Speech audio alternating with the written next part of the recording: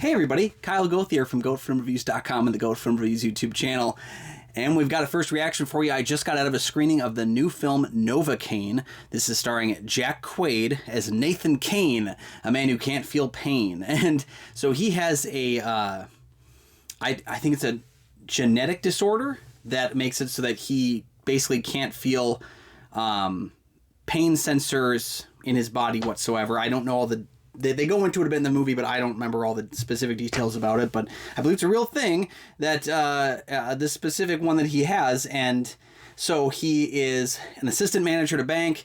There's the girl that he's been interested in for a little while, and he desperately wants to make a move, but at the same time, he just has this, like, terrible inner value of himself. So when she makes the first move, they have this great romantic evening together, and then the next day, the bank gets attacked by these Santa-clad robbers who kidnap the girl, and he's got to go and stop her because he knows that the cops just won't get there in time. So as he goes throughout the film, he's interacting with all these different people trying to find her location, and he finds that pain response that he has, where he can't actually take any of that, makes for a much easier or more interesting, like, superpower that he has in order to stop in this one particular situation. He gets into a lot of gnarly fights and kind of figures out who he wants to be. I thought the movie was a lot of fun.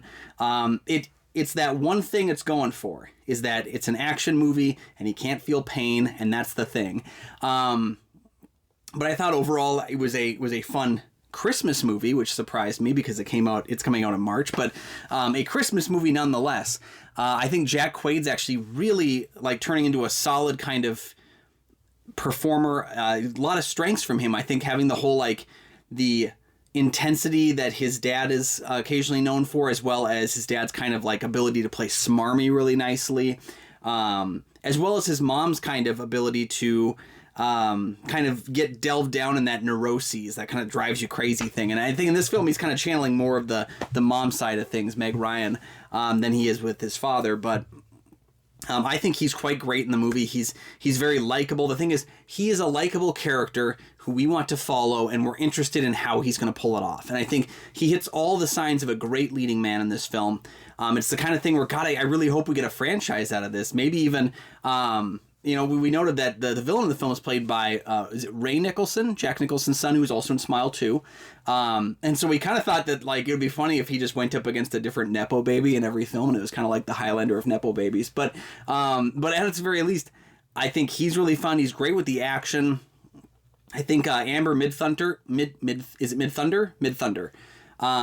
who is in Prey, she plays the love interest in the film, the one that gets kidnapped. I think she's got a great chemistry with him, as well as just a great, like, screen presence. She's really, really entertaining in the film. Not given a ton to do because it's really Nathan's story, but I think the action scenes that he goes on, this is the like, literal definition of the trailer gives you exactly what the movie is. This is great marketing, although maybe giving away a little bit too much of the action scenes, because some of those surprises in the scenes would have been really nice. And that's not to say that the entire film is telegraphed in the trailer. There's some twists and turns, some changes to the story that I personally didn't see coming, ones that I think for the most part worked pretty well, and that I would have liked to have seen kind of further expanded upon. Faults in the film, it does kind of have a little bit of the fourth act syndrome. There's a very clear spot where the film ends, and then they have to kind of jerk another finale into the film, and I don't know that it was necessary. You know, I think as viewers, this would have been a more light, breezy thing if it had been like 10, 15 minutes shorter. It's not to really take away from the enjoyment I had in the film, but I do feel that fourth act syndrome, which I've felt with a number of action movies, especially action movies and genre films recently, where they're like, that's a great ending, and then you keep going. Now, the stuff that happens after in the fourth act is not bad stuff. It's just, I don't know that it had the impact that I think the entire rest of the movie had. But I had a lot of fun. I was laughing a lot. I thought the action scenes were really good. I kept wanting to see the expressions of everyone around me as he was going through these various things, specifically when, like, bone stuff happens. Yeah, I think everyone has their thing that they don't like seeing in an action movie, like the really graphic, violent thing. And there was a lot of people in my screening of press and public that were like, like, and that was kind of fun to be in the theatrical experience and witness that together. So I thought Novocaine was a good time. I think it has the potential to be a really cool franchise. And I think it's got a really nice lead performance from Jack Quaid. who's definitely becoming the person I'm watching, with this, and then, what was it, Companion? And I feel like he had another film out this year, and I can't seem to place what it is. But, he was also in the Scream 5 that came out a little while ago, and I really like when I see him in movies. I think he's a really enigmatic screen presence that has leading man potential. He just has to get some interesting movies, and he's been getting some really interesting movies. So I can't wait to see what comes next from him.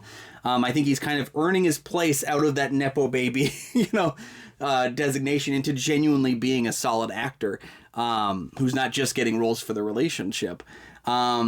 But yeah, I quite enjoyed the movie. I had a good time with it. My review's going to be coming out soon. I think it opens March 14th, so get out and check out the film when you get a chance, and you can check out my review. I'm not sure if it's up just yet, because I don't remember if the social embargo and the regular embargo are, but it'll be up this week.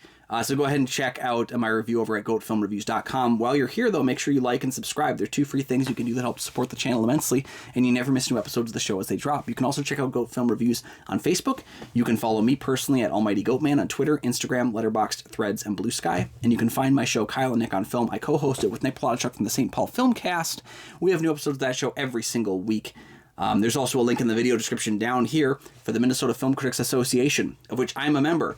You can find other film critics' reviews of new, classic, popular films. Also, you can find other critics' reviews of Novocaine, as well as more of my stuff over there. Thank you so much for joining me, and we'll see you next time. Bye-bye.